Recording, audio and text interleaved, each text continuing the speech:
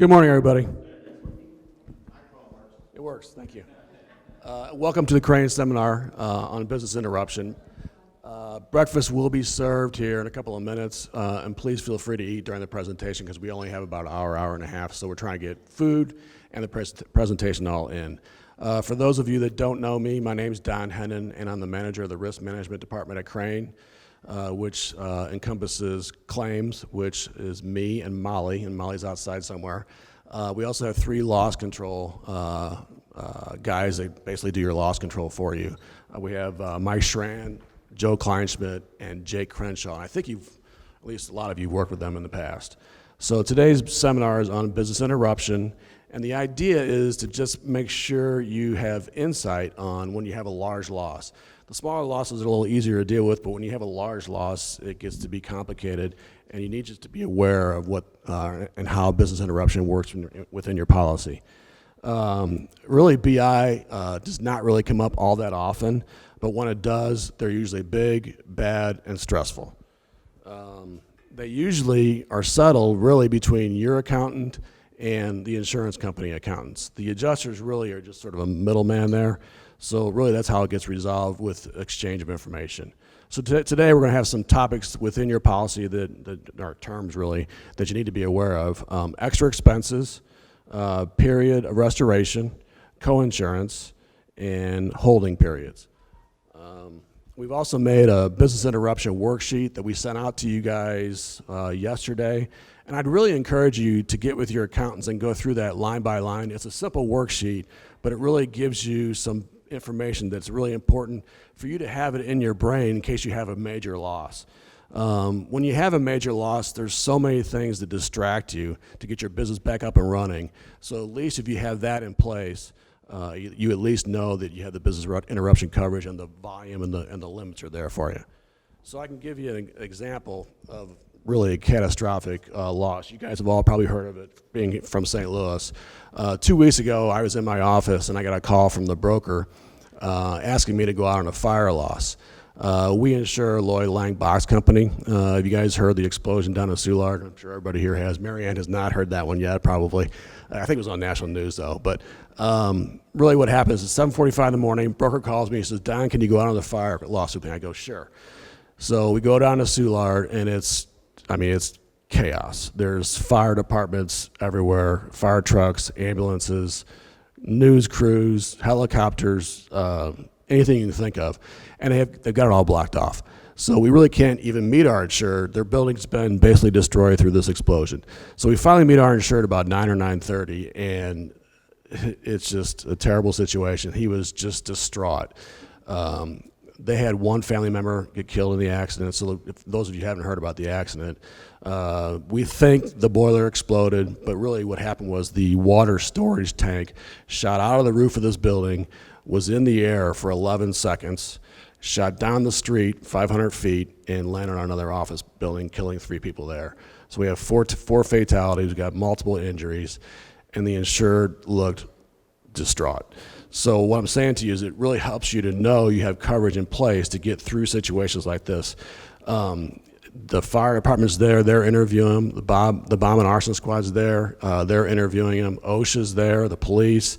There's multiple people interviewing this insured, and they all want to have an inspection at their building within the next week or so. To schedule that is a nightmare just to get that all orchestrated. You can't touch any of the evidence. They can't even get their business back up and running because the building is condemned. That's the first layer of inspections. Then you have the insurance company, the property insurance company. They want to have their expert go in there and figure out what happened. You got a work comp company that wants to go in there and figure out what happened. You got general liability companies that want to go in there and figure out what's happening. Then you got the families that all have hired attorneys. So all these inspections have to be done before you can really do anything really with your building. So today we have a guest speaker to talk about all of that. It's Mary Ann Mull from Liberty Mutual. I really appreciate her coming in. She's traveled a long distance from Orange, California. It's very early in the morning for her, so give her a little slack there. Mary Ann's the manager of the Loss Services Audit Division, is that correct? For Liberty Mutual, and she's been an auditor for Liberty for about 30 years, so she really knows her stuff. So please join me in welcoming Mary Ann Mull. Thank you. Can you hear me? Okay, I guess I'm holding it close enough then. I'm going to talk to you today about business income, and we're going to get into an extra expense. Just if we have a little extra time, I'm going to primarily talk about business income, but I can just reiterate what Don just said about an insured being devastated. Last year on the 4th of July, I'll just tell you a quick story. I had what I thought was a wonderful day. Late in the evening, got this weird phone call, and I thought, that's some person calling me. I'm not going to pay any attention. 4 o'clock in the morning, another phone call, something about a fire. So I thought, well, I better get up and go see, because my husband and I own a commercial building, and they said something about a fire, and I thought, oh, I better just go see. And I understand the devastation. I went over there to see a commercial building where the whole middle section, which was about 7 units, burned. The roof collapsed. And only to find out later, somebody was putting off fireworks, which landed on the roof and destroyed the building. So the same thing. You first of all have all of your public adjusters there who are wanting you to sign with them for emergency services, and then you've got all the crews there, the fire department, the police, the arson people, and it just goes on and on and on. So that whole part is devastating to start. You usually have a good understanding of your building and personal property, but it's the business income that you sometimes don't understand until you have to use it. You don't know what's available to you. So as Don said, I am with Liberty Mutual Insurance. I'm a CPA, also have my CPCU. I do manage our loss audit services department, and what that is, it's a group of CPAs across the country that what we deal with primarily is calculating and measuring business income losses for our insureds when they do have one of these devastating accidents. I also have been with Liberty Mutual for 32 years, so you can kind of get the idea. It's probably time for me to start thinking about hanging it up, right? Some of the topics we're going to discuss today is we're going to talk about some of the coverage forms. Many times when you purchase a policy, you know you have business income, but you don't really know what that coverage form says until you have to use it. I'm going to also talk about business income and how that form ties into your calculation when you do incur one of those losses. That, along with, in talking about the coverage, determine do you have sufficient coverage on your policy in the unfortunate event that you do have a loss. You do have some kind of disaster or event that occurs. And then at the end, as I said, if I have time, I'm going to talk a little bit about extra expenses versus normal continuing expenses. First of all, there's 3 requirements for you to have a business income loss. First of all, you have to have a covered cause of loss. So on your causes of loss form on your policy, it has to be something that's included as a covered cause of loss and not excluded. And along with that, you have to have an interruption of your business operations, and that interruption of your business operations has to cause you a loss of income. And not all times do you have all 3. You can have a covered cause of loss, you can have an interruption of your business, but depending on the nature of your business, especially if you're a wholesaler or a distributor or something like that, if you're closed for a short period of time, when you reopen, many times you can make up for all those orders that were to be shipped or sold during that time. And nowadays, when you have call forwarding and all kinds of available options for your phones, cell phones, whatever, you sometimes do not result in a loss of income. So you may have the covered cause of loss. Your business may have been closed for a portion or completely closed, or for a portion of the time you were partially open, but you may not have a loss of business income. And the way the loss of business income would be measured would be using your own financial records, your own data, your own history, your own trending to see what should have transpired during that time and what did not happen. But as I said, perhaps right afterwards you were able to make it up. On most of the policies that you have, whether written with Liberty Mutual or other carriers, we use ISO forms, which are going to be, they're the primary coverage forms, a CP 0030 and a BP 0003. So when you're looking at your policy decks, these are some forms you might want to look for to see if you have them, and that would be your business interruption coverage. It would detail how you are covered for that business income loss, and your deck page would tell you if there is a limit, what those requirements are for that limit of insurance. So these are the two forms I'm going to deal with today. I'm going to go through some definitions. I'm going to talk about some of the different coverages, how you can change those coverages. So again, when you look at your policy, when you go home or when you discuss it with your agent or broker, you can determine if you have the right coverage for the nature of your business. On the commercial property policy, which I'll talk about first, there's really two forms, a CP0030 and a CP0032, and I didn't mention a 32.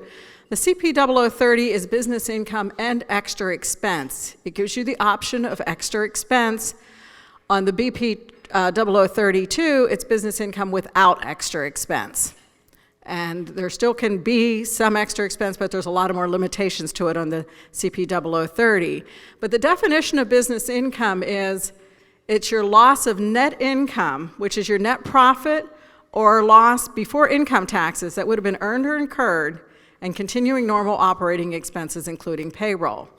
So let's just think about it for a minute. If your business is open on a particular day, and let's just say, I'm going to use an easy number, let's just say on a day you have $20,000 in sales.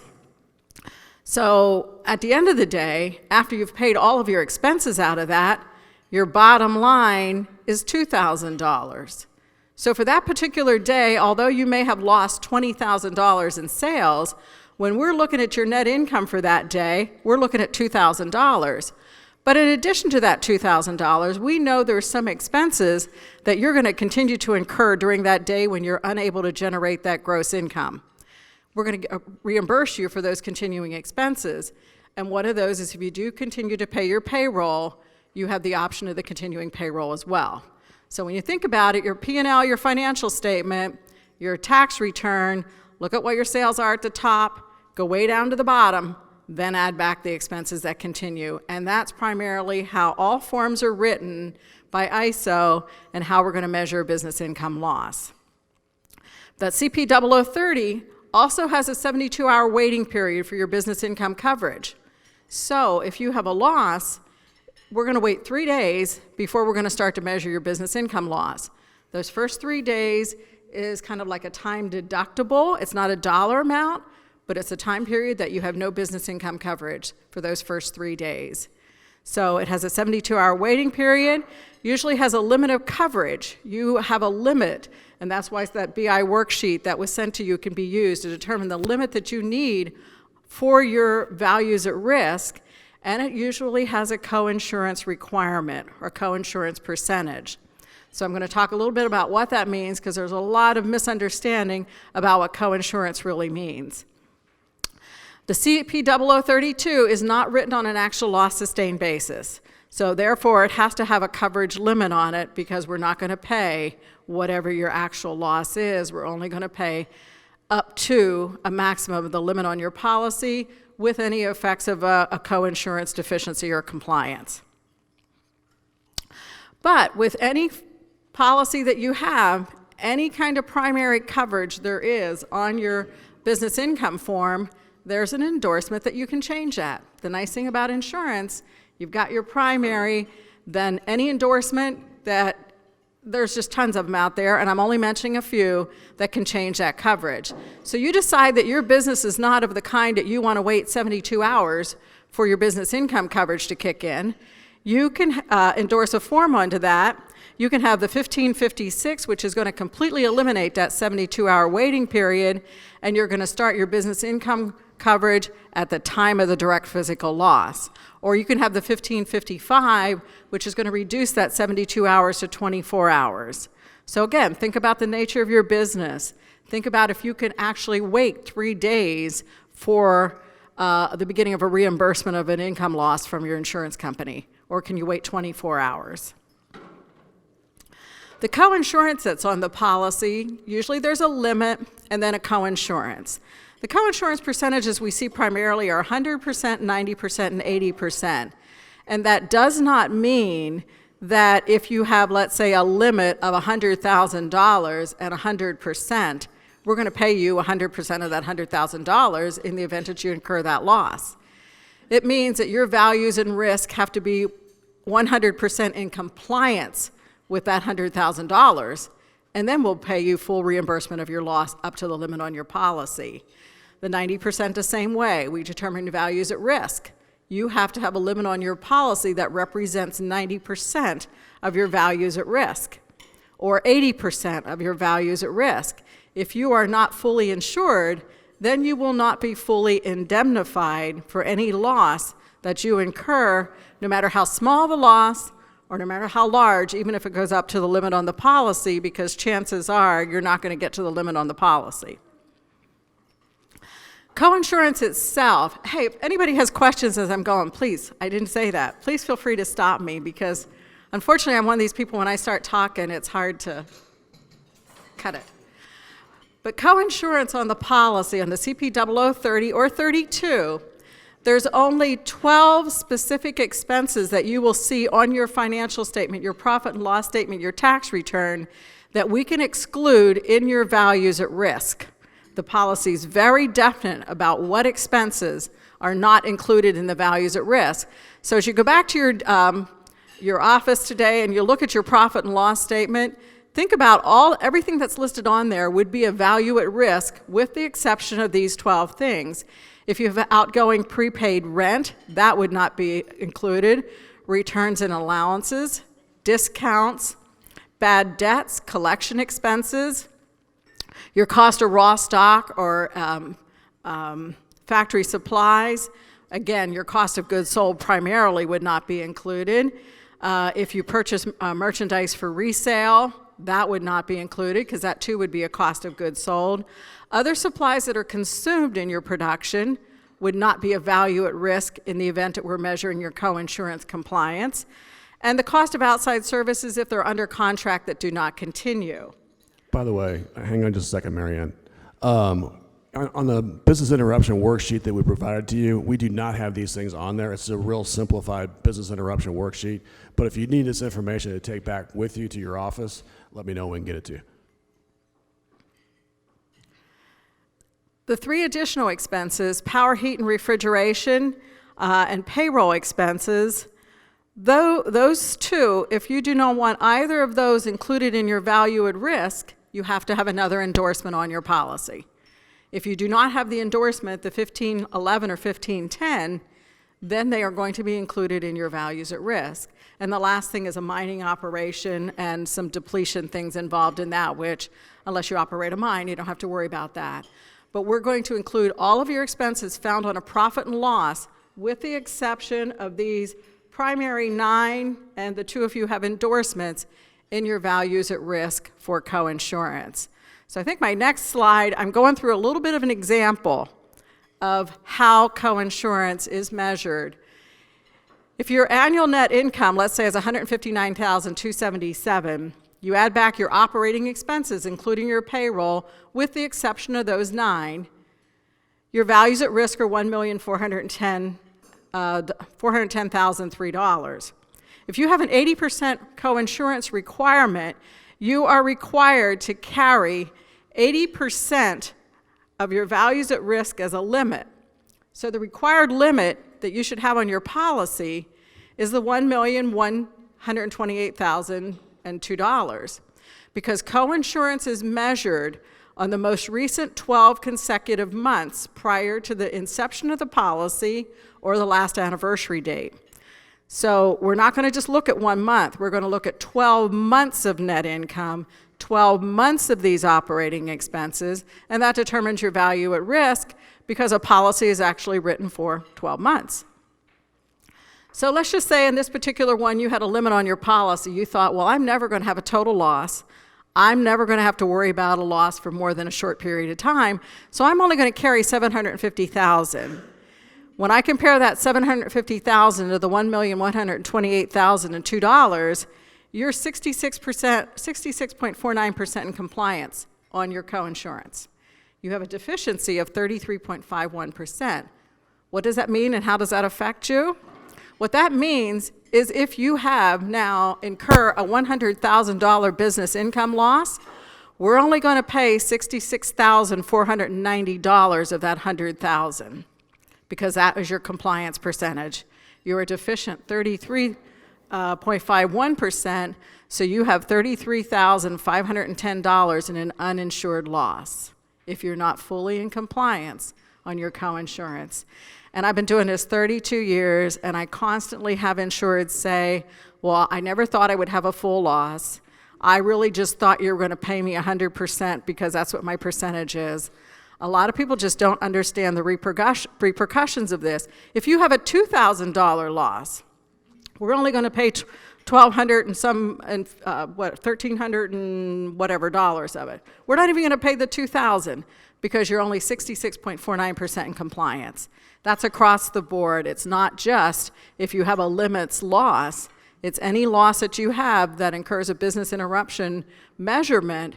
You're going to have a compliance percentage and a deficiency percentage unless you're 100% in compliance on the coinsurance. I just see it so much, and I've been seeing it for so long. There's just that misunderstanding of what coinsurance really is. And unless you see numbers in front of you and then you think about your own business and how this could impact you in the unfortunate event that something occurs, you have a fire, water damage, whatever, roof collapse, this is how you're going to be affected in the measurement of that business income loss. Really what happens, people forget this coverage. They write their policy and they just forget about it. They don't think about it. So you really need to focus on business interruption and coinsurance especially, at least every couple of years. Do the worksheet, take some time, and so you know you have that covered. And as I mentioned earlier, anything you have on your policy can be changed by an endorsement. The unfortunate thing is ISO does not have an endorsement that will turn it into an actual loss sustained policy. And an actual loss sustained means you have no limit, your coinsurance doesn't matter, it's whatever your actual loss is that you incur for 12 consecutive months. But you would have to check with your agent or broker, and they'd have to check with the insurance company you're going with. There's a manuscript endorsement, and I'm pretty sure every company has them. I know Liberty Mutual does. We have about 3 or 4 different ones that you can actually eliminate that coinsurance percentage. You can eliminate that limit on your policy with a manuscript endorsement. Insurance policies are kind of like going to the grocery store. You know, you buy your primary things and it costs you a certain dollar amount, but then if you want to add or change anything on that, there's a little cost associated with it. So every endorsement you have, everything you change off the primary policy, everything you want to add or delete, there's going to be some sort of little price tag associated with it. So it all comes with a price, but you have to determine what's best for you, what's best for your business as you look at your business income insurance. But the actual loss sustained endorsement, if you are able to get the manuscript one thing it does not do, it does not eliminate the 72-hour waiting period. That's still there. You would have to have another endorsement to get rid of the 72-hour waiting period or reduce it to 24. But what it does change is when the business income insurance or coverage ends. And the definition says it's the date that your property at the described premises is repaired or replaced or rebuilt with reasonable speed and quality. Reasonable that's one of those words that everybody has a different connotation of what that means, but that's what it says. The date when the business is returned to a new permanent location if you decide you can't rebuild where you are, or your landlord, if your tenant does not rebuild for you and you have to move elsewhere. Or at most, that actual loss sustained will give you 12 months of coverage. The thing with the CP0030, if you don't change it to an actual loss sustained, and you have a small loss that continues for a long period of time, it can go way past 12 months. I've measured them up to 36 months already, where someone, just a portion of their business just didn't get back up and running. They couldn't get the equipment, they couldn't get it, whatever. So it can go on forever up to the limit on your policy, but if you change it to an actual loss sustained, you are limited to 12 months from the time of direct physical loss. And the reason I mentioned the reasonable speed is the unfortunate thing now is back when I started in the business, it seemed like a lot of people who had businesses and had insurance, they also owned the building they were in, which is now the exception rather than the rule. Most of our insureds are tenants in a business. Therefore, when there is some sort of damage, you know, you have to wait to see what your landlord is going to do. And some of them really drag their feet. Some of them do a lot of things to cause you a lot more distress because they're not getting you back up and operating as quickly as you could, and the insurance company, we have to work with that as well if you can't find a new permanent location to go to. You can also remove the coinsurance on your policy with three additional things, three additional coverages. One is called an agreed value, again, a little price tag associated with it. But what that does, if you have $1,028,000 in coverage as a limit on your policy, and 80% coinsurance, what that does is remove the 80%, and that $1,028,000 now becomes the agreed value that we say is your limit. So you have an insured loss after 72 hours up to $1,028,000. We've agreed that's your amount. We've gotten rid of the coinsurance. Another one is a monthly limit of indemnity, and we see these most of the time as 1/2, 1/3, 1/4, and 1/6, and don't tell me why they came out that way, small, big, whatever. But these are the fractions that we see. And how this also gets rid of your coinsurance. It keeps your limit, but it gets rid of your coinsurance. So I'm going to use an easy number here. Let's just say if you have a $100,000 limit on your policy and you have a 1/4 monthly limit of indemnity, the most you can incur and will be paid for in any one single month is $25,000. That's 1/4 of your limit, and we will pay you up to the limit on your policy if need be, if your loss goes on that long. So in that first month, let's say your loss is $35,000, you have a $10,000 uninsured loss.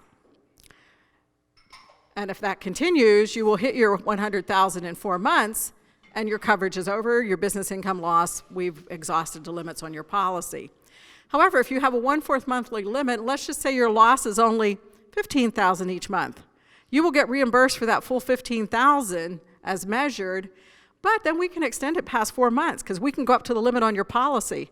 So you would have coverage for about 6.5 months, if need be. But all that does is give you a monthly limit, a monthly maximum amount that we can pay you based on your limits on your policy and the fraction that you choose. The third one is the maximum limit of indemnity. This works if you, let's say, just use the $100,000 again. That's an easy number for me. And you have a maximum limit of indemnity, which is 120 days. We will pay you whichever comes first. If you get up to $100,000 in 2 months, you've reached your limit. If you get to 120 days before you've reached your 100,000, we stop at 120 days because that's your maximum limit, and it's either one, whichever comes first. So these can also change the coinsurance on your policy. So as I'm going through this, I hope you all go back and pull out that policy or call your agent and say, what's my business income coverage? What do I have coverage for? What are my endorsements, and what do I need? Any questions on the CP 0030? Commercial property, yes. I have a question. You referred to when you lease a building, and I think there's a lot of misunderstanding with these leases. So in order to trigger business interruption coverage, you have to have a covered loss. And so if the loss is to the landlord, how does that trigger your coverage unless you have a triple net lease where you're obligated to pay the insurance on the building? If we insure the landlord, then they would have to have a less, an owner's risk policy. The tenant. If the tenant owns the building? The lessee has business interruption Okay. insurance, but is leasing the building and doesn't have a triple net lease. Okay. Then we go to the lease, and we look to see under damage and destruction, what is the verbiage as far as does the lease continue or not? If there's an abatement clause on the lease, then that tenant gets to abate their rent, and they do not have to pay it. And it usually says in proportion to the amount of space that's untenantable. So if it's a total loss and you can't be a tenant, you can't operate in that building, according to the contractual agreement you have with you and your landlord, you don't have to pay rent because it says it right there. So that is now a non-continuing expense for the tenant. And then you would hope that the landlord has insurance elsewhere where he can pick up the loss of rental income expense. So it can go both ways. I mean, they could each have coverage separately. Sometimes we insure both. So it's a... Well, that just handles the rental portion of the building. Right. What about the loss of... The whole business income loss, as long as they have coverage for the business income loss, they're covered. Unless we can find them a new permanent location, They're kind of at the liberty of the landlord until the landlord gets it repaired and they get back in. So without meeting any other of the other terms as far as the limit, the time frame, whatever, they're covered under the business income because they've purchased that coverage from the carrier. Did that answer it? Yes. If you're a tenant, and let's say we use an example of a strip location where there's multiple tenants, and my individual box doesn't get damaged, but the one next door to me is, and it causes that because the landlord won't let it. Yeah, how does the just standard policy language figure out if it's not my location, but the one next to me? If you're not allowed in, it's usually by the fire department or the police or somebody like that, and it's called civil authority. I'm going to talk about that in a minute. Yes, there's civil authority coverage on your policy, and that's when you're restricted or not allowed access to your property. And you're not allowed, you can't conduct your business, you're not allowed there. Same thing as like an evacuation. If there's a wildfire or some kind of explosion or something, they won't allow anybody in the area. Most policies will have civil authority coverage, so thank you. We'll talk about that. The next form that any other questions at this time? Okay. The next form I want to mention, because again, this is an ISO form. We see it out there all the time. It's called the Business Owner's Coverage Form. And this is one big long coverage form that covers your building, your personal property, your business income, your civil authority. I think it even has general liability on it. It's just one massive form that supposedly covers every aspect of your policy. If you have the CP 0030, you have to have the CP 0010 for your building. You have to have CG something for liability. There's all kinds of different forms, whereas this one kind of is all-encompassing. It's one form that covers supposedly all the needs as a business owner. The definition of business income is the same. It's going to start with the net income, which is your bottom line. You know, I often have people come to me and say, hey, I was closed for 3 days, my gross sales are $20,000 a day, you owe me $60,000. Well, not quite. Let's start with that $60,000, and let's determine what your net income was on that, and then we'll see what expenses you had that continued, and that's what your policy says you're covered for. Because that's actually your loss. You lost your net income, and you're out of pocket those expenses. That was your loss for that period of time. The definition is exactly the same, except this adds in the phrase that says that we will not pay you for a favorable condition that's caused by the impact of the covered cause of loss itself. A good example, let's say you're in an area where there's a tornado went through. Now you just happen to be on the edge of that tornado, so part of your building is damaged, maybe half of it, but every other hotel, motel in the area is flat. And then you come when it's time for your business income and you say, well, because of what happened, I was the only place open, and I would have been at 100% capacity, even though I was only at 20% capacity before, because all these people are coming into the area to adjust these losses, all of these agents are coming in, all of these insurance people. My place would have been packed every single day, and that's what you owe me for. No, it says we will not take that into consideration, because had that loss not occurred, had that tornado not come through, you probably would have stayed at 20% occupancy. So that's what we're going to look at. That's your loss. So this policy specifically says we will not pay you for a favorable condition. And then we go along a little bit further in the extended BI when we get to that, and it says we won't pay you for an unfavorable condition. So I'll talk about that in a minute. So the only difference in the definition here, it mentions that you can't benefit as a favorable condition, condition from a covered cause of loss. And again, we just usually see those in catastrophes. That's about the only time. Business owner's policy, 72-hour waiting period. It's your time deductible that you have on there. This also has something else. It only gives you 60 days of ordinary payroll. So with the policy itself, you can only pay your ordinary payroll for 60 days from the time of direct physical loss. And you're going to say, well, what's ordinary payroll? And although there's not really any definite line that says what's ordinary and what's not, because everybody's business is a little bit different, and I think I might have a slide on this, I might be getting ahead, but ordinary is usually hourly folks. Your salary people are usually your key people. Those are the people you're going to need to keep past that 60 days, chances are, unless you're not going to reopen. But your hourly people are primarily going to be your ordinary payroll.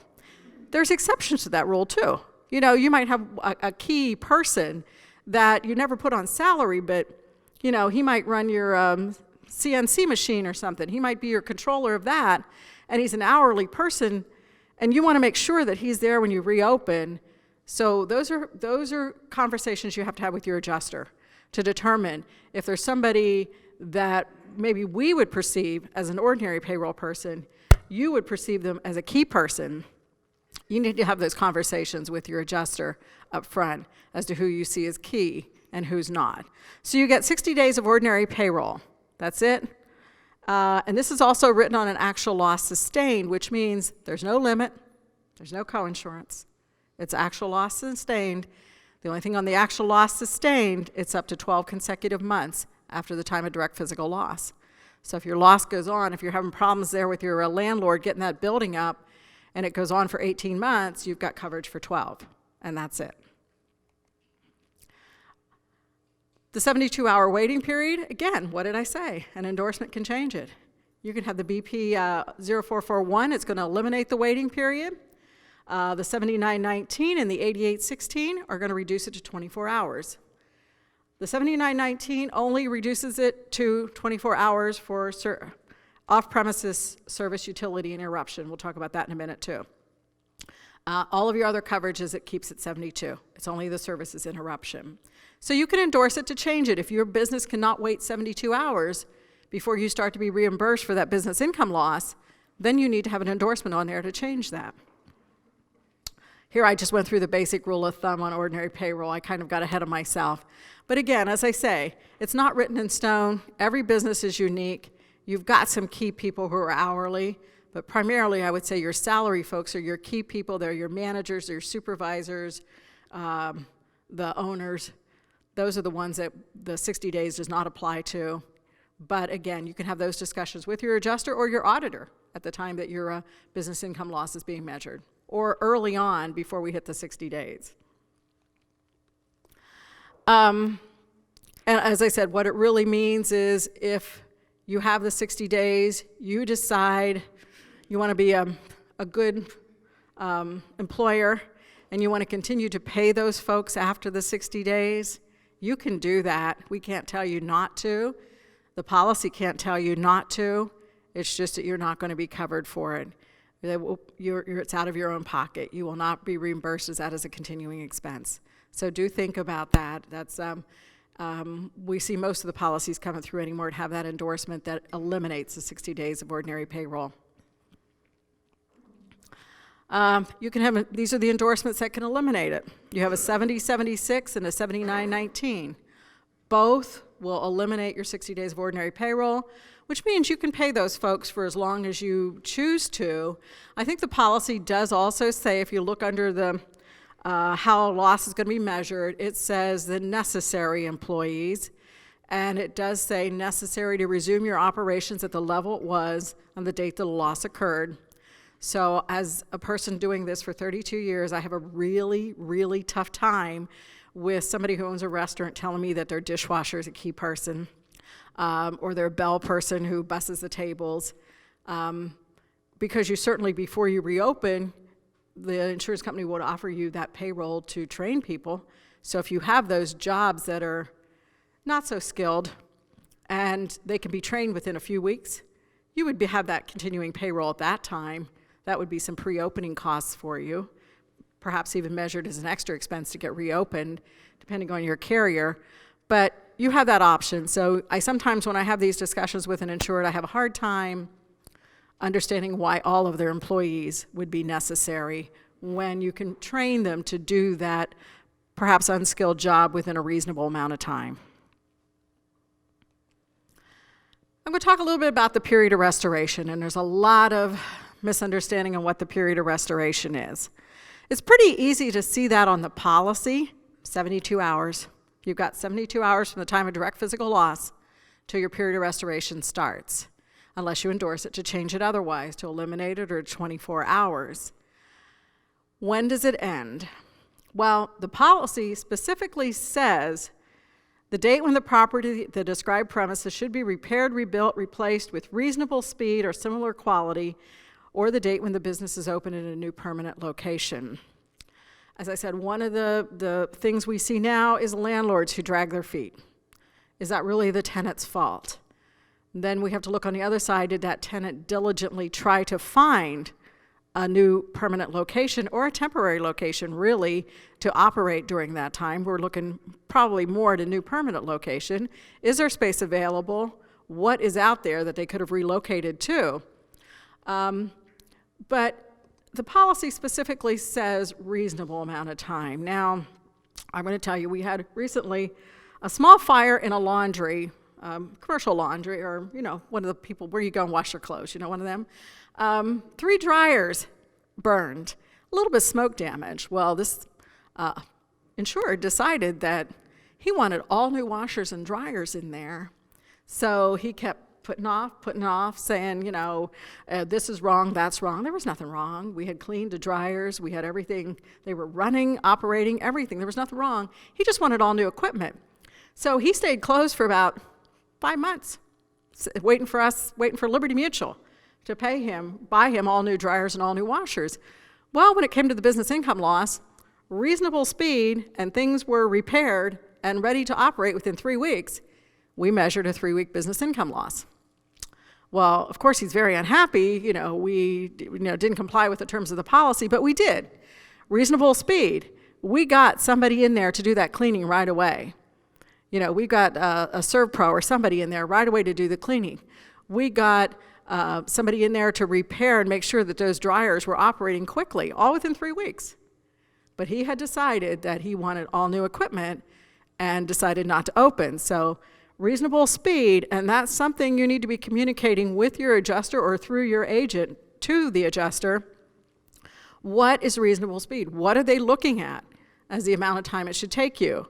Now, sometimes, we may perceive that it's not reasonable speed, but there may be reasons beyond your control, beyond our control, as to why it did take longer for those repairs. So that's specifically when the period of restoration ends. And it's conversations you need to be having up front and throughout the period of restoration with your adjuster to make sure that you're both on the same wavelength as to when that's going to end, so that you're not sitting there not operating and the insurance company's way on the other side saying, I don't know why they're not operating. I don't know what they're doing, Have those communications up front. Talk to your adjuster. Make sure that you both are on the same path, same ideas when repairs would be done within reasonable speed, and that way there's no surprises anywhere down the road. On an actual loss sustained policy, as I said, you can have a manuscript endorsement on the CP 0030, or you can have the BP 0441 that are the BP 0003 is an actual loss sustained policy. What I guess I'm losing it here. The 72 hours is still there on all actual loss sustained, because the definition of actual loss sustained does not at all deal with the first part as to when the period of restoration begins. It only defines when it ends. And on the BP 0003, again, when it's repaired with reasonable speed or replaced or at a new permanent location, or 12 months at the most. So if you are going to drag your feet, your landlord's not going to do anything, you're going to think that we need to replace all your washers and dryers, and you wait past 12 months, in the event 12 months was a legitimate number, that's all we would pay anyway. We won't go past the 12 months on an actual loss sustained policy. Every policy has an extended business income period. We kind of refer to it as a ramp-up period. If you're closed for an extended period of time, when you reopen those doors, chances are, if you have a grand reopening, you're going to have a boom the first week, but you may not get back up to your regular sales for a while. Most policies used to have a 30-day extended BI, but some of the later versions of the BP 0003 and the CP 0030 have a 60-day extended BI. So that means from the date that your period of restoration ends, you've got up to 60 days to get your business back up to its pre-loss levels. Now, if you get up to it before the 60 days, then your extended period is cut off because you're already back to a pre-loss level. But you have up to 60 days to ramp that business back up. So it's not like you're being cut off right away at the end of that period of restoration. We're going to look at another 60 days. We're going to look at your sales, where your sales should have been, measured by looking at trending, historical information. Where should you have been during those 60 days, and where are you? And are you still incurring a business income loss? Couple of things, though. In the extended business income period, there's no coverage for extra expense. So if you think you're incurring some extra expense during that time, there's no coverage. That ends at the end of the period of restoration. But it begins on the date the property is actually repaired, rebuilt, and replaced, and the date you restore your operations, or 60 days after that date. So it's a maximum of 60, up to 60, and it starts when your property is repaired and replaced and you open the doors for business.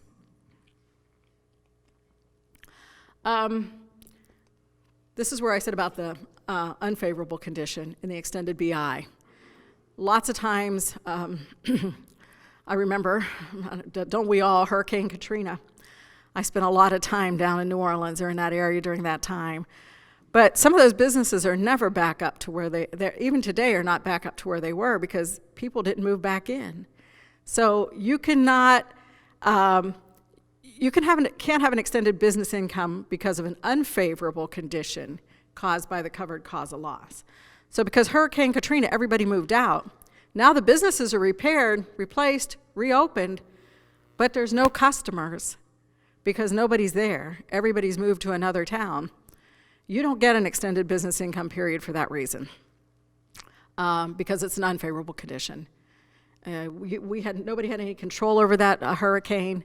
It wasn't anybody's fault. People moved away, so you have no extended business income.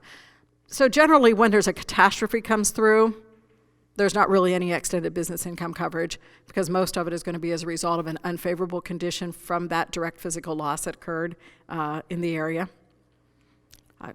Tornadoes, hurricanes. Yes? What if you make a product and because of your temporary closure, your customers find other suppliers and your business never returns above 75% of its previous level? You have 60 days. However, let me take it one step further, and I didn't talk about that here. Remember what I said you can do on any policy? You can endorse it. Now, if you have a business like that, and I just had one recently. Actually, I'm still working on it. It's a result of the wildfires in Gatlinburg, Tennessee. They have 365-day extended business income. So the repairs are complete.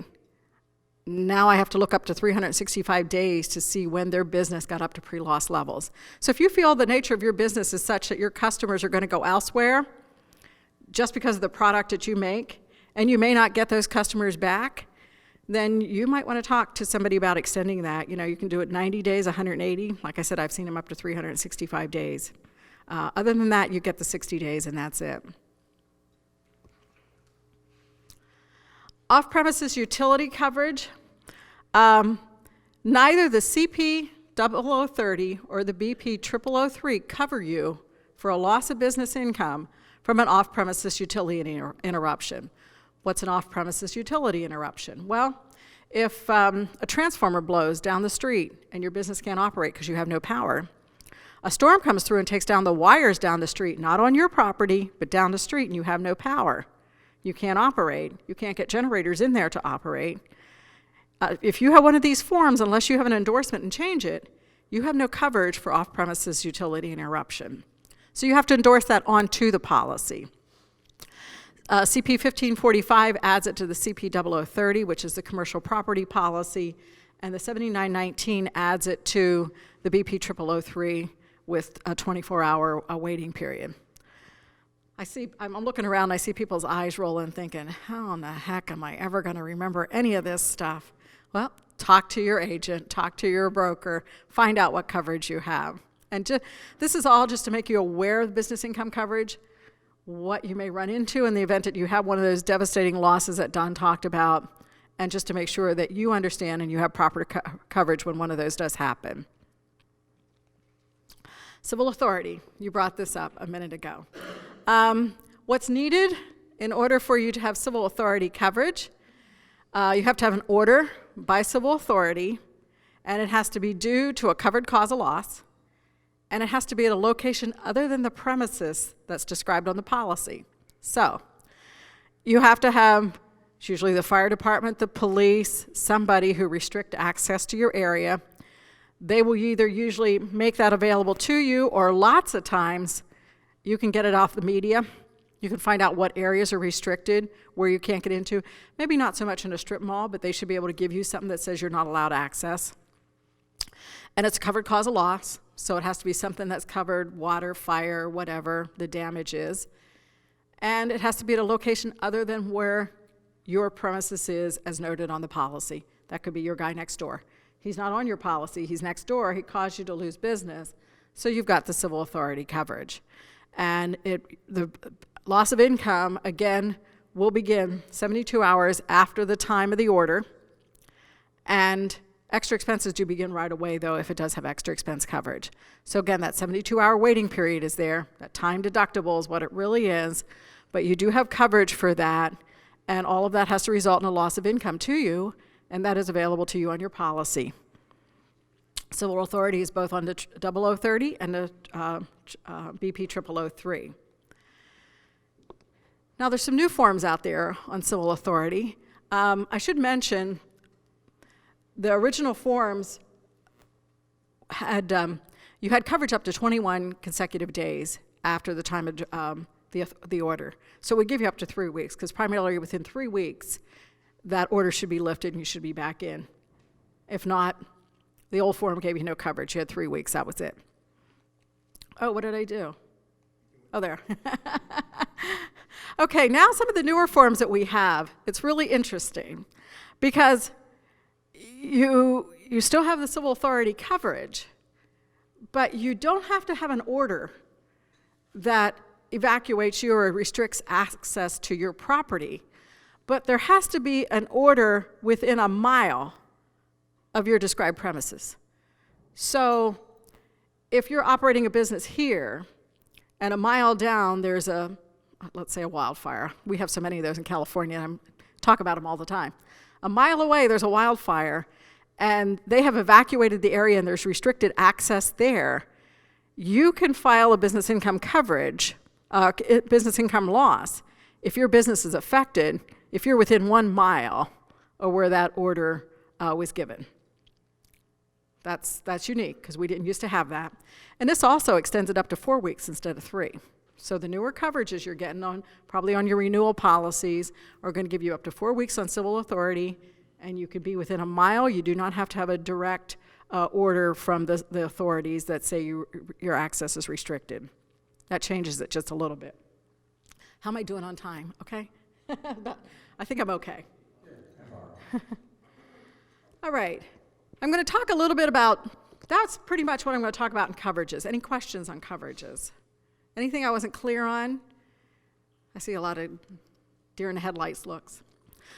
What I'm going to talk about now is your financial statement, your profit and loss statements. We're going to discuss some types of expenses and how, if you're doing that business income worksheet, how you should look at those expenses, how we look at them from a forensic accounting perspective. We're going to go through a couple of scenarios where you're going to calculate some values at risk, just to give you an idea how values at risk could change depending on what your coverage is, on what your limits and coinsurance is. We're going to look at net income and continuing expenses, a little bit more on coinsurance compliance, and then what your actual lost payment is. So we're going to go through a couple scenarios, and you can maybe put yourself in, think what your limit is on your policy, or if maybe you have an actual loss sustained. Let's, first of all, this is pretty much an annual profit and loss statement. As you know, you've got your gross sales, cost of goods sold, gross profit, and all of those operating expenses. So you started out, you sold $2.247 million that year. Your net income was $266,000. So if we're determining values at risk, that $266,000 is our starting point. That's your net income for 12 months. We're going to look at that as the starting point of the net income. Then you're going to have the operating expenses, except for those 9 or 12 that we talked about, and how they are going to factor into your values at risk. So you have the $266,000, and remember, unless you have the endorsement, all payroll is included in the values at risk. The only thing we don't include is supplies that are consumed in production. We don't include collection fees, which is basically a credit card fee. It's been deemed that that's what that is. So of all of your expenses there, going back to the 12 that are listed on the CP 0030, all of your expenses can be considered a value at risk, with the exception of the credit card fees and the supplies. And of course, your cost of goods sold, because we're starting with your net income. So on your values at risk, on a net income of $266,000 would be about $1,029,010. Now, if you're looking at net income, and I'm moving away from your values at risk for a minute, moving away from net income and continuing normal operating expenses, expenses kind of fall into two buckets. You've got fixed expenses and variable expenses. Fixed are normally going to be your continuing expenses. Variable expenses are going to be the non-continuing saved expenses per se. And again, another general rule of thumb, again, not written in stone, a fixed expense is normally something that's generated by an outside concern, something where you get a bill for. Your insurance company is going to keep billing you whether you're closed or not. If you have interest expense at the bank, you're going to keep being charged for that. Property taxes, the county or city or whatever is going to keep charging you property taxes. You're going to keep getting those. A portion of your utilities are going to continue, because that's kind of a semi-variable expense. That's kind of fits both buckets. But most of your expenses are going to continue. Now, I put some question marks up here because when you're looking at it, or when we're looking at it from a forensic accounting perspective, we say, okay, we expect the compensation to officers to continue. You're entitled to continue to pay yourself, and you should. You are covered under the policy, so you should continue to do that, unless you decide not to reopen the business and you close the doors for good. Now, your salaries and wages, that's going to go back to are you going to pay all your folks? Are you going to pay just your key folks? Who are you going to continue to pay? So that $268,742 could be something less than that, because you've decided at that point there's a few folks you're not going to continue to pay. Now, my conversations with my insureds, and I don't have that many anymore since I'm a manager, but used to be, this is a good time if you want to weed out your employees. This is a time to do it. We're just talking about this, behind the doors here, because if you have some employees now that there's been some issues with, you have to deal with it tactfully. But this is a time and an opportunity where the business is not open, and maybe that's where the decision should be made to part ways. That's something for you to think about. But you also, again, have to think about how skilled are your employees, and how many of those folks can you retrain within a few weeks prior to reopening. So you may not have all of your salaries and wages as a continuing expense. I put them in here all as continuing just for my example. Repairs and maintenance. If your doors are closed and you are not operating, the only continuing repairs and maintenance should be what's being done by the insurance company. They should be doing the repairs to get you back up and operating. It should not be an expense of yours because you are not operating. Now, if you're partially operating, of course, then there's going to be something continuing there. Rents. We're going to look, as I mentioned earlier, what are the terms of your lease? You have a contractual agreement between you and the landlord. What does that contractual agreement say? You both signed it. Is your rent abated or is it not? Some portion abated. Some say just base rent are abated. Some say all rents payable are abated. Some say you have to pay for 120 days, and at that time, you can decide to terminate the lease. So all of them are a little bit different. You want to know what the terms of your lease are as far as abatement clause too. And it's usually found under the damage and destruction area on your lease. That will tell you. So rents may or may not continue. Taxes and licenses, your taxes from outside, licenses are going to continue, but lots of businesses put their payroll taxes in with their taxes and licenses. We see it all the time. So if you're not paying some portion of your payroll, you're also saving some portion of your employer payroll taxes. So that portion, there could be a proportionate amount there. That's a saved expense. Interest, the bank's still going to charge you. They don't care. Depreciation, and I put a question mark there too, because if you happen to own the building and the building is totally destroyed, I think the IRS says you can depreciate a building for 40 years. That's an accelerated method. I think a more realistic method is to say a building's going to last probably 100 years. Well, we wouldn't look at an accelerated method then, but if your building is totally destroyed and you're going to build a new building, you're going to have the advantage of a higher depreciation to reduce your taxes when that building is completed, because now you're starting all over. But some portion of that building may be a saved depreciation. Yes, people say it's just a paper expense, but it's a valid IRS expense. But we have to look at it as a useful life and not accelerated, because that is not fair to the insured.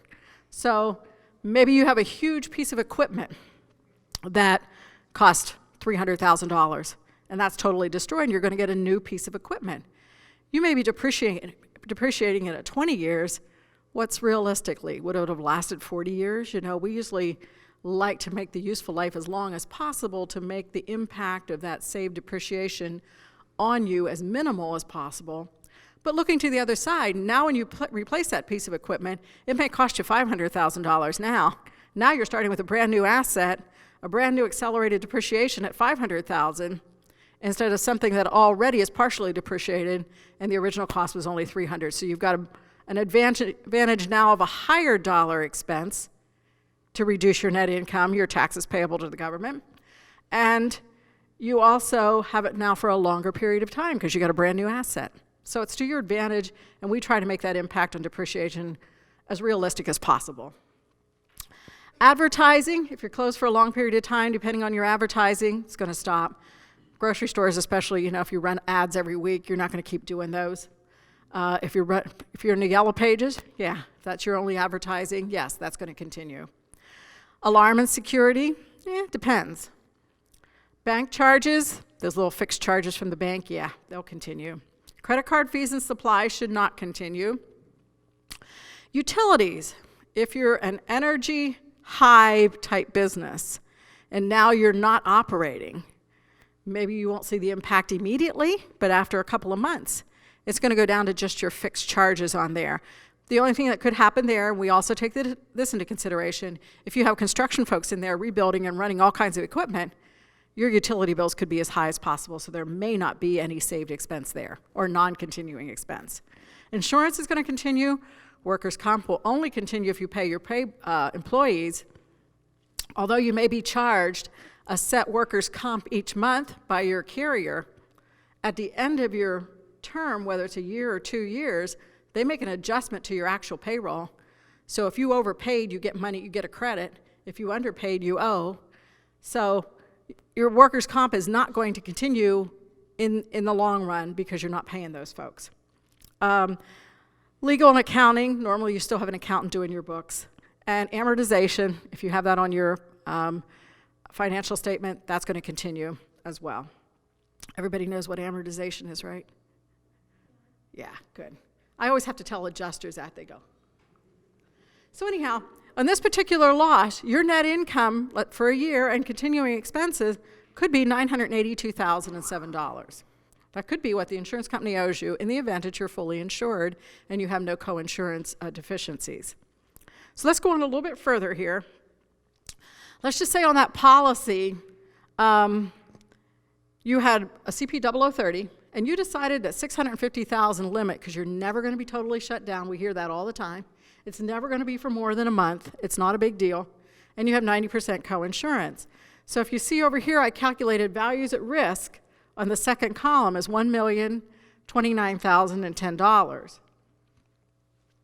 So those are your values at risk. Your required limit on that is 90% of your values at risk. So that would be $926,019 would be your required limit to be fully insured for every loss that comes down the road. You have $650,000. So now you've got a compliance of 70% and a deficiency of about 30%, which means on any loss that you incur, you're only going to get 70% of that loss. I measured net income and potential continuing expenses at $982,000. You're going to be reimbursed for 70.19% of that. The insurance company's loss payment to you would be $689,270. That's a big chunk for you to handle on your own just because you didn't have sufficient coverage on your policy. But that's the result of a coinsurance and not being fully insured. And I think just so many times we just don't understand what the impact of that percentage is, and you choose your values at risk. And I was just telling Don, that worksheet he sent to all of you, I have no idea what agency it came from, but it went to one of our underwriters the other day, and they sent it over to me and they go, does this look right to you? I hate when they do that. So I went back and I looked at what the insured had determined as their values at risk, their little note saying we will never have a total loss, we will never be shut down. So they picked a nominal amount for their values at risk and then a coinsurance percentage. And I think they chose 90%, I can't remember. So I went back and I looked, I said, well, first of all, if these are their values at risk and this is the limit they chose, they're only about 20% in compliance on their coinsurance. So even if they had a loss of this size, which they chose as their limit, we'd only pay 20% of it. So I think their values at risk were over $4 million, and they were going to be 80% underinsured, and then they had a lot. They said their limit was going to be, I don't know, 900 and something. I forget what it was. And they would only end up getting 20% of that. So if they lost all $4 million and got 20% of the 980, that's not really a good reimbursement on a $4 million loss. So just think about that if you have the coinsurance. If you don't have to worry about it, but I just see it all the time, and to me it's very unfortunate, but I don't write the policies, I just audit them. A second scenario, if you have the $650,000 and 100% coinsurance, which does not mean you're 100% reimbursed for every loss, it means you have to be 100% in compliance on your values at risk. With a policy limit of $650,000, you'd only get 63% of that loss. So, any questions on coinsurance? If you don't have it in your policy, you don't have to worry about it. If you do, go home and look at it. Call your agent, call your broker. All right. When a policy's written, if you're an insured or an agent, some things you really need to take into consideration, and I think I've really harped on the values at risk. What do you have as far as a net income and expenses that are going to continue that you want to make sure that you're fully insured for in the event that you have a loss of any dollar amount up to the limit on your policy? What you want to make sure you know your values at risk. You also want to look at the policy verbiage and see how the loss is measured. And as I said, if you have an ISO form, it's net income plus the continuing operating expenses, including payroll. Some of you may, with whoever you're insured with, have a manuscript form by that insurance company, which could be written differently. Liberty Mutual has some manuscript forms, which I'm really not going to talk much about, where it's written as loss of gross receipts, which is top line, less saved or non-continuing expenses. Now think about it. If you go to net income and add back what continues, or you measure gross receipts less what doesn't continue, you should have the same number. It should be the exact same number, but the verbiage on the policy could be different. So you do want to know what the verbiage is on your policy. I always say you need to know the nature of the insured's business. What type of business are they in? What waiting period, what loss can they afford to pay themselves without reimbursement from the insurance company. And trust me, you do have insurance for a reason, and that is to reimburse you for your losses. I told you about my fire loss last year. 2 years ago, living in California, I'm going to go off a tangent here. There's two kinds of houses. You've got houses with termites and houses that are going to get termites. So every year you've had your annual termite inspection.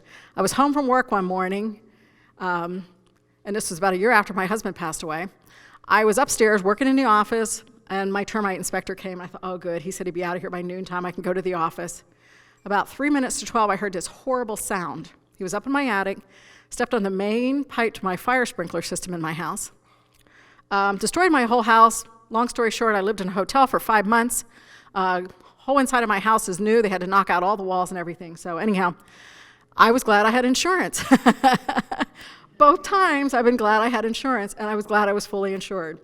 And I remember my husband used to come to me and give me the policy and go, are we fully insured here? So luckily I had a little input on that. So make sure, you know the nature of the business. What can you afford to lose?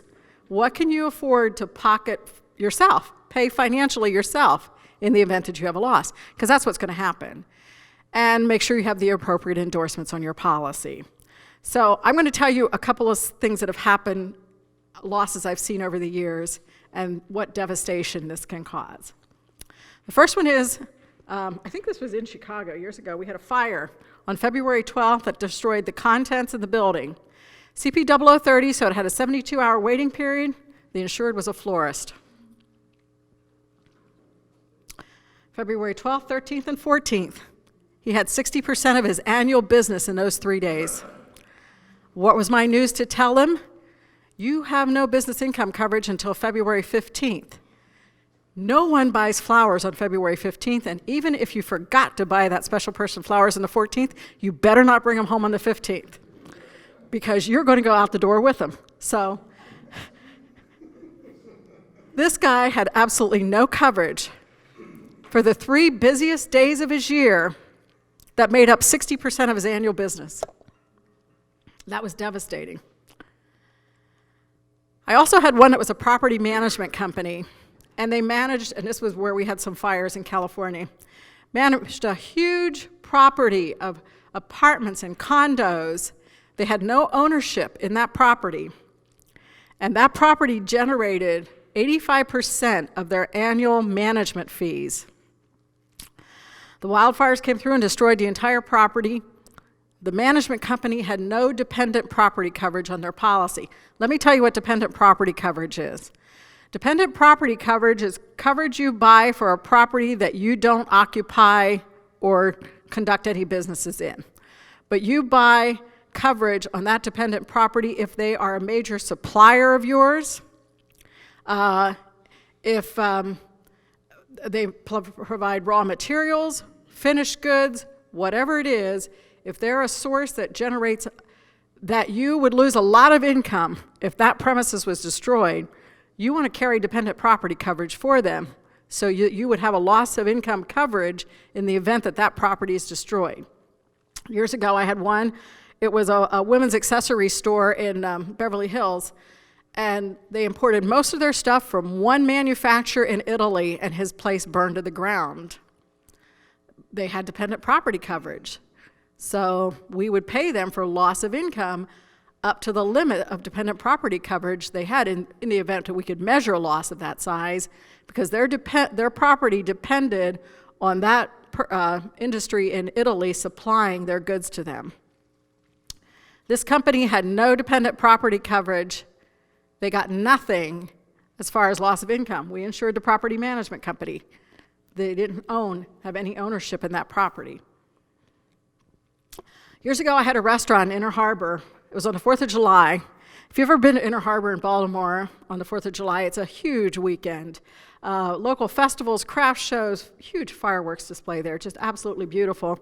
And we had a restaurant that had reservations for like all weekend, starting like Thursday evening all the way through the weekend. Breakfast, lunch, and dinner. They said they were full capacity. Transformer in the area caught fire.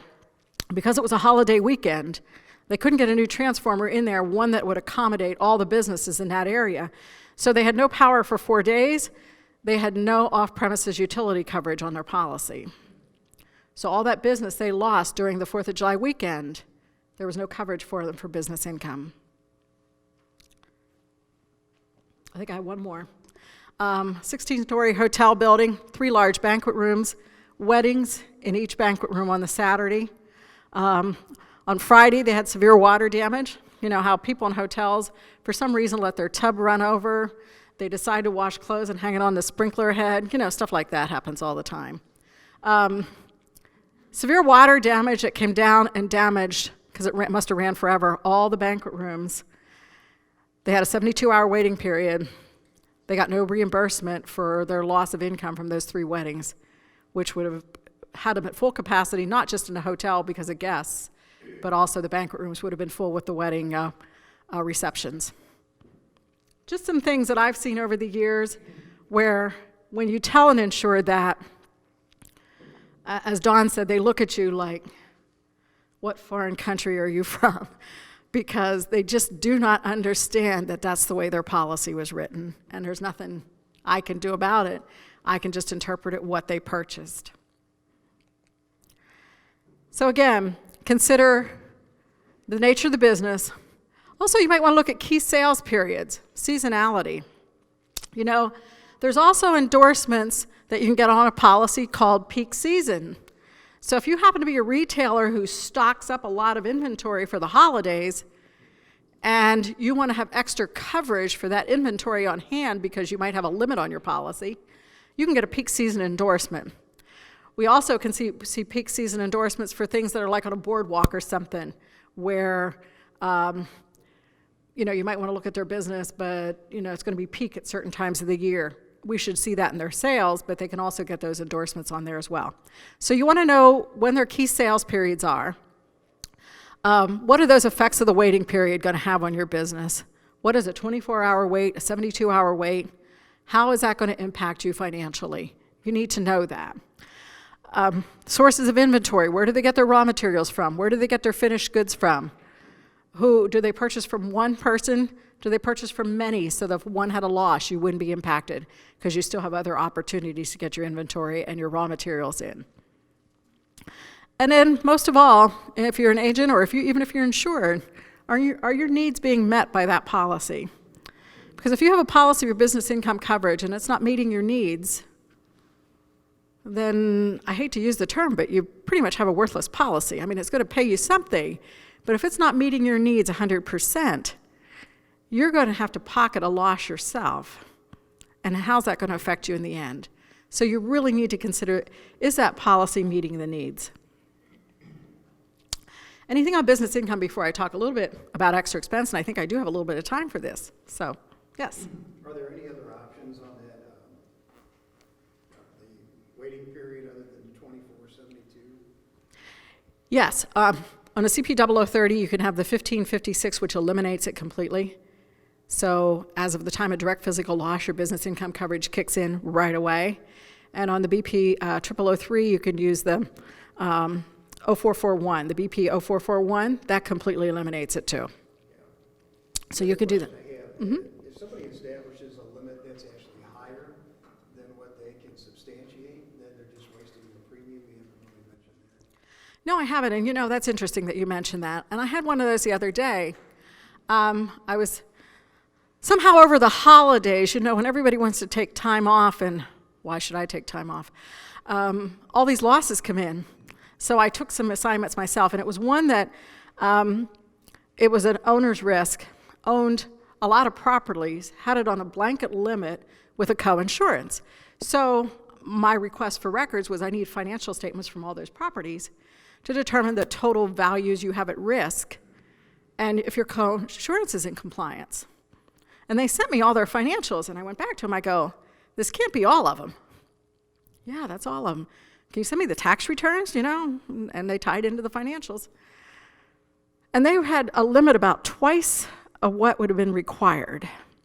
So I said to the adjuster that they should talk to the underwriter, because from what I can see, and they gave me rent rolls and all kinds of stuff, so from what I see, this insured is way overinsured and they're wasting money. So I usually I have my auditors try to talk to the adjuster through underwriting to go back and say, you've got this limit, but all records indicate that you don't need this limit.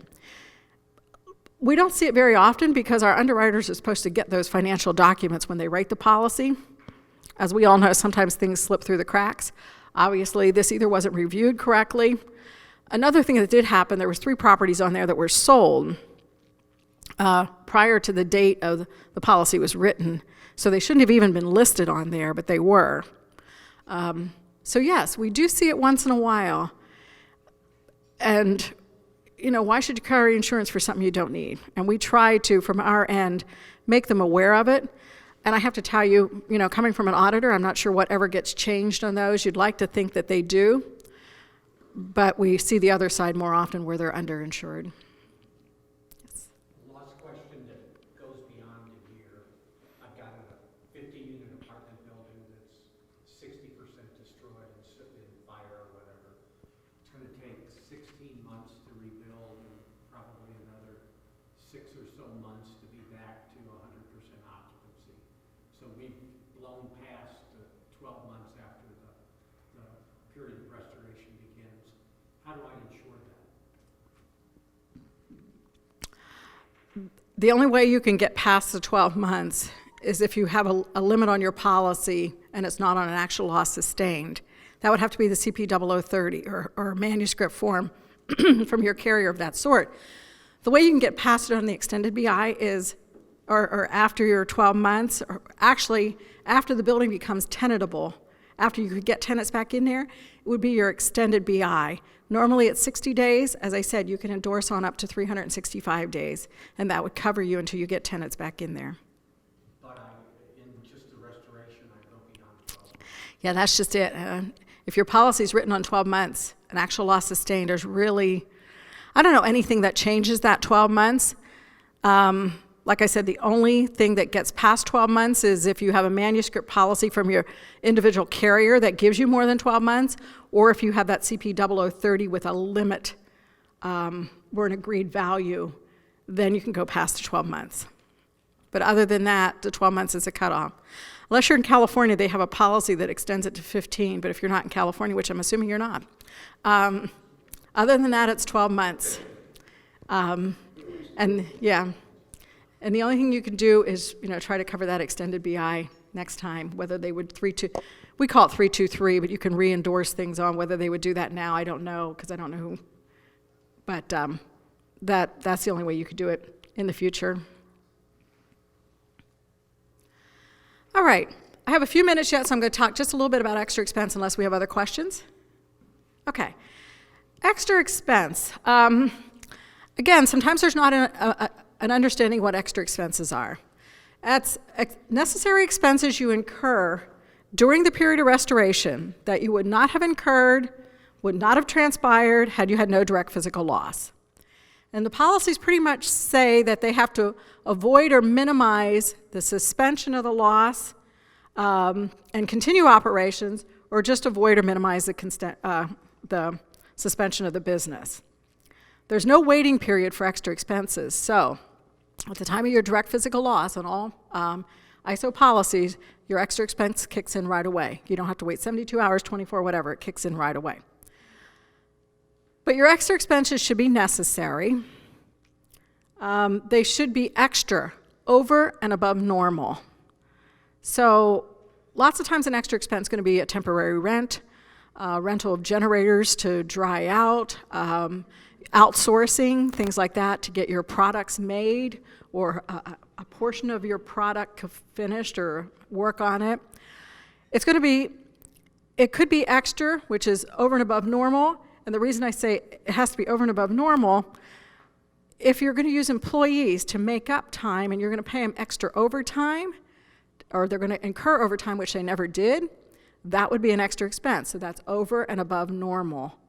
But it should also reduce the length of your period of restoration. So if they say your period of restoration should be 6 months, it should somehow reduce that 6 months, or it should reduce the dollar amount that would otherwise be payable. So lots of times what we do, or our adjusters ask us to do, measure like a 6-month total shutdown. What would be the loss for 6 months? Total shutdown. Then the business income loss that we actually measure and the extra expense you incur can't go over that threshold because you haven't reduced anything if it did. So that's kind of how we look at it. You can use it to reduce a business income loss dollar amount that would otherwise be payable. What's not an extra expense? Your normal payroll. As you recall, when we went back to the definition, net income and continuing expenses, including continuing payroll. Your continuing payroll is a normal operating expense factored in as continued on your business income loss. So normal payroll is not an extra expense. Only if you pay over and above what they would normally earn, which would be for overtime. If you decide to give them all bonuses because they've been through a stressful situation, we're sorry. That's not necessary. It might be very kind of you, but it's not necessary. We're also normal salaries that continue. Again, as I said, officers' salaries are key people. They're going to be paid under the business income. They're not an extra expense unless you pay them overtime on top of their salary, which they didn't incur before. And I have seen that maybe once in 32 years. Also, if you move into a temporary location, the temporary rent does not automatically become an extra expense, especially if you have a rent abatement on your lease. So if you were paying $2,000 on your lease, I don't know if these are the numbers I have, I'm just making these up, $2,000 on your lease, and now you're paying $2,500, $500 is an extra expense. $2,000 is your continuing rent, even though it's at a different location. If you were normally paying $2,500 and now you're paying $2,000, you have a non-continuing expense or a saved expense of $500 a month. So only an extra portion would be an extra expense. And what I normally say, look at your profit and loss statement, look at your tax return. Any expense that's listed on there is a normal operating expense. They're probably not going to be an extra expense because they're either going to be a normal continuing expense on your business income measurement, or they're going to be a non-continuing expense unless you incurred an extra portion for something. Then it may be considered an extra expense.